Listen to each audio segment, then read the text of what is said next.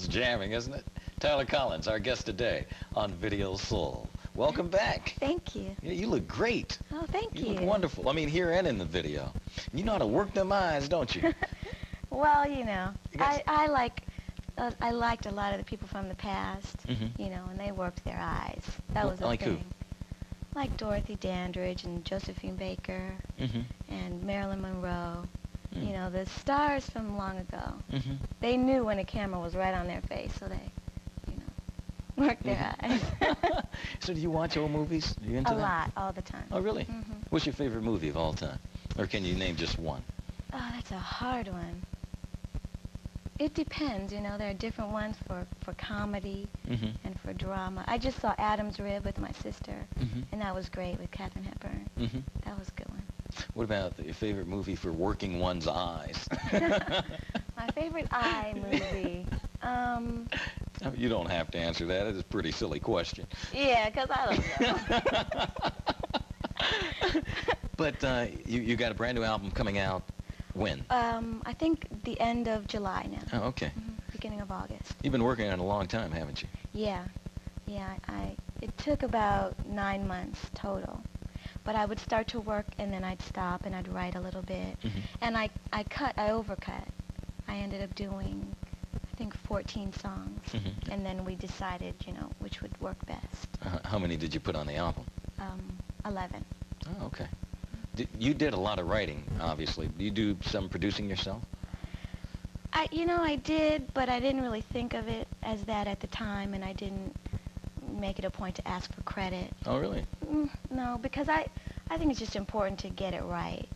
So whatever that takes. You know, I worked with really cool producers who, you know, appreciated my input and respected my, you know, decisions and things like that. And I didn't think about it. Actually, someone brought it up to me, and they said, you know, you really kind of produced that song or co-produced it. And I thought, I kind of did, didn't I? But, you know, the credit part isn't so important to me. Why? I mean, you get paid for that, don't you? Well, I suppose I could if I fought for it. But, you know, when I ask someone to produce a song for me and I trust them, you know. Yeah. I don't know, maybe I'll get a little tougher about that next time. Yeah, but what if, I mean, what if this thing sold like 8 million copies and you find out you could have made another $2.5 million from it? Well, then and I'll then be mad. Yeah. Then I'll be mad. Yeah, but then it's too late. That's true. But if I sell 8 million copies, I'm not going to get too upset about too much. You'll still be doing all right. I'll still feel kind of good. Yeah. Who's out there right now that you like? Whose music do you listen to? My all-time favorite group right now is Arrested Development. Really? Yes. Why? I love them because I like their messages. I like what they're saying. I really relate to it. My sister and I kind of refer to them as like our musical Bible. I like every song on the album. Really? Yeah, I'm really into them. I mean, your all-time favorite, you said? Yeah. I didn't really buy a lot of music this past year, but there are really 2 records I listen to a lot, Arrested Development and Natalie Cole. I know it's kind of a diverse thing, but that's what I listen to the most. That is so interesting. I mean, I like Arrested Development, too. I'm just shocked. You know, usually you ask someone your favorite artist, especially of all time. You know, usually get Marvin Gaye or... No. Of all time in life? No, well, when I asked you the question, I was asking about now, but you said my favorite artist of all time. Oh, I mean of all time. Right now. This time. Oh, okay. Yeah, now time. Oh, okay. Well, what about of all time? Probably Shaka Khan. Yeah. Why? Any particular reason? Although now, you know, I love Sarah Vaughan.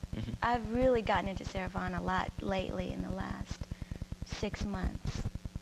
So that's a hard one, too. Yeah. But I'd say Shaka Khan. Is there any one artist that you could say influenced you or inspired you?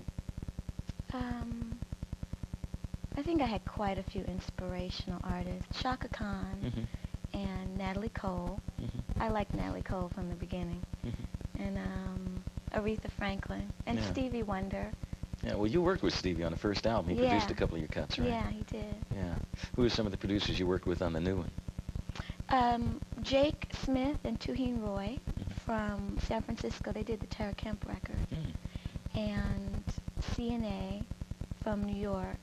They did Misha Paris, and they have a song on Shaka Khan's new record as well.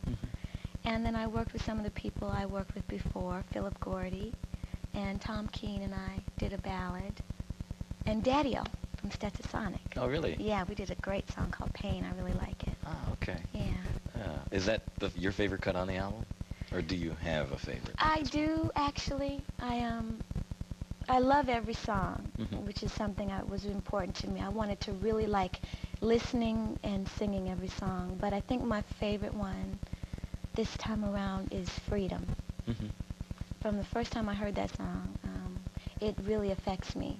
Because I like the message, I like what it's saying, and I feel that way. What is the message? It's talking about how we really haven't come very far in this country, and the freedom that we think we have, we really don't. And it's I guess a political, frustrated type of song. And there's a speech in it from Dr. Martin Luther King talking about the races. And I cried when I did the song in the studio, because it really got the frustration that I feel. It really kind of epitomized it.